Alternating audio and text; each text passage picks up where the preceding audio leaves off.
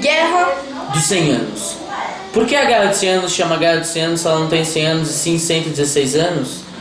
Eu também não sei. A guerra foi um conflito que aconteceu entre 1337 e 1453. Alternado por períodos de paz, a guerra opôs Inglaterra e França. Ela foi a maior e mais sangrenta guerra europeia medieval, tendo por efeito uma série de transformações decisivas para a afirmação do chamado mundo moderno. Além disso, o evento marcou um processo de formação das monarquias nacionais inglesas e francesas. Ô louco, meu!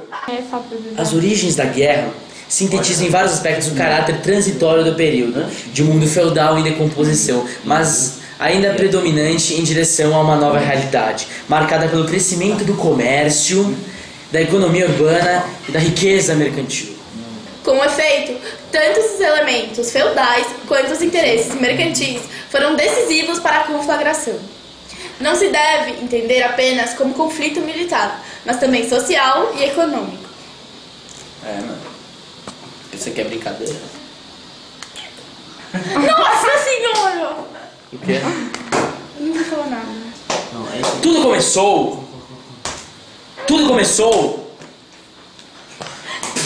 começou quando o trono francês esteve carente de um herdeiro direto com a morte do monarca Felipe o Belo. Não o Baica, o Belo. Entendeu? Valeu, piadinha, né?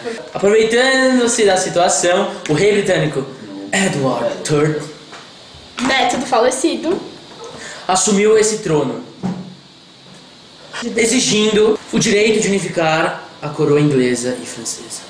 Dessa forma, a Inglaterra aumentaria seus domínios com um conjunto de cidades comerciais francesas, principalmente da região de Flandres. Jamais. Uns 3 minutos? Não. Não. 69 segundos só. As influências francesa e inglesa na região de Flandres eram também opostas, pois os condes deste território eram vassalos da França. E por outro lado, a burguesia tinha laços comerciais estabelecidos com a Inglaterra e por isso apoiava a ação britânica.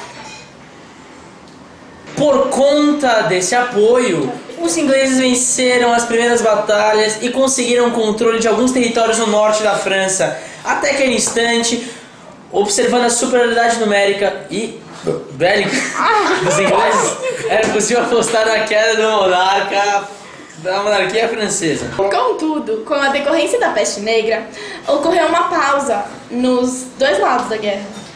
As batalhas só foram retomadas em 1356, quando a Inglaterra conquistou novas regiões. No ano de 1360, a França se viu obrigada a assinar o Tratado de Brettingran. Você é retardado mental? No ano de 1360, a França viu obrigada a assinar o Tratado de Bretigny, no qual a Inglaterra oficializava o seu domínio sobre a parte da França e recuperava alguns territórios, inicialmente tomados pelos franceses. A ruína causada pela guerra provocou grandes problemas aos camponeses e franceses. A falta de recursos, os pesados tributos e as fracas colheitas motivaram as chamadas Jacqueries, revoltas camponesas. Nesse instante, apesar dos episódios de violência contra a nobreza, os exércitos da França reorganizaram suas forças militares, realizando a utilização de exércitos mercenários. O rei Carlos V conseguiu reaver uma parcela dos territórios perdidos para a Inglaterra. Nas últimas décadas do século XIV, os conflitos tiveram uma pausa motivada por uma série de revoltas internas que tomaram conta da Inglaterra. E mesmo não tendo uma guerra, a paz não foi restabelecida, entendeu? Tipo, não teve paz, mesmo não tendo guerra entre os ingleses e os franceses. No ano de 1415, o rei britânico Henrique V, não Henrique V, aprendeu como fala? Retornou à guerra, promovendo a recuperação da porção norte da França que eles já haviam conquistado anteriormente, mas eles já haviam perdido depois, se eu não me engano. E mais do que isso, o Tratado de Troyes, que ele foi obrigado a assinar, garantiu para ele o direito de suceder a linhagem do trono francês. ele foi obrigado a assinar? Não, ele quis assinar.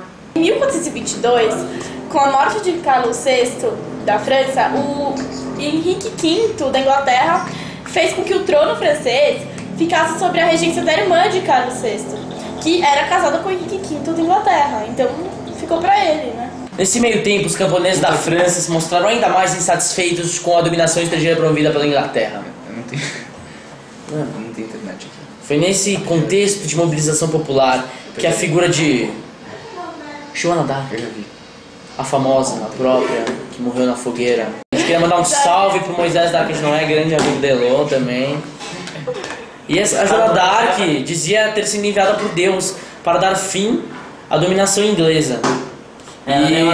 E com essas frases de poder de Joana d'Arc, a população camponesa mobilizou suas tropas e resolveu agir. E as populações locais também foram mobilizadas. E eles seguiram Joana d'Arc porque eles eram pessoas muito religiosas, eles tinham fé no seu Deus, entendeu?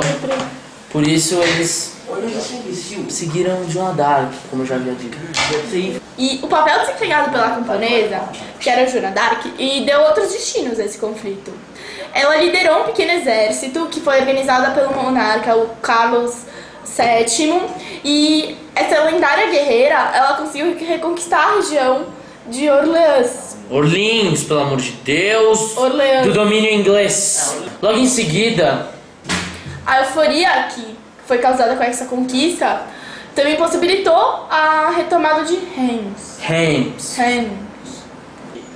Imediatamente, os ingleses ficaram muito preocupados com os efeitos daquela desconhecida mulher. Que ela surgiu do nada.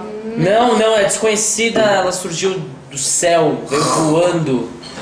Enquanto Carlos VII foi aclamado como o novo rei da França, os ingleses planejavam capturar e assassinar a heroína Joana d'Arc.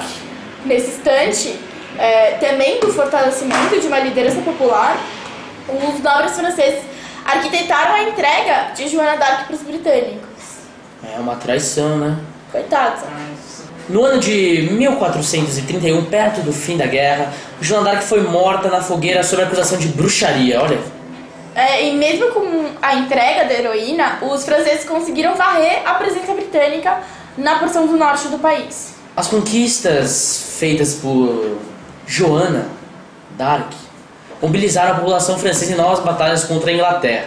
Espelhados nela, né? Que era a sua nova heroína. Agora o desfecho dessa guerra com minha amiga Felipe Bach. Não, mentira. Por favor, Luiz. As conquistas feitas por Joana d'Arc mobilizaram a população francesa em novas batalhas contra a Inglaterra. Espelhados na camponesa, os franceses impuseram seguidas derrotas aos exércitos britânicos. Em 1453, não me interrompa, por favor, a conquista da cidade de Bordeaux obrigou os ingleses a admitir sua derrota. Pois é, o fim da guerra estava próximo. Assinando um tratado que dá o fim da guerra. Olha!